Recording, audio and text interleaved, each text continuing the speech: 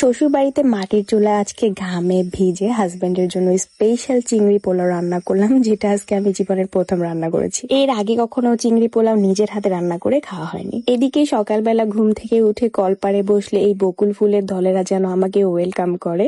আর এত সুন্দর বৃষ্টি হয়েছিল আজকে, মুষলধারে বৃষ্টি প্রায় কয়েক ঘন্টা। আমি অনেক বেশি বৃষ্টিটা এনজয় করছিলাম। পার্সেলগুলা প্যাকেজিং করে ডেলিভারি করার পরে আমরা বাসায় চলে আসি। এন্ড বাসায় বসে বসে টিকটক স্ক্রল করে করে টিকটক দেখছিলাম আমি আর আমার হাজবেন্ড। এন্ড দেখতে দেখতে আমাদের সামনে একটা রেসিপি পড়ে যায়, যেটা চিংড়ি পোলাওয়ের রেসিপি। তো আমার হাজবেন্ড সাথে সাথে বলে ওঠে যে বাসায় চিংড়ি নাই।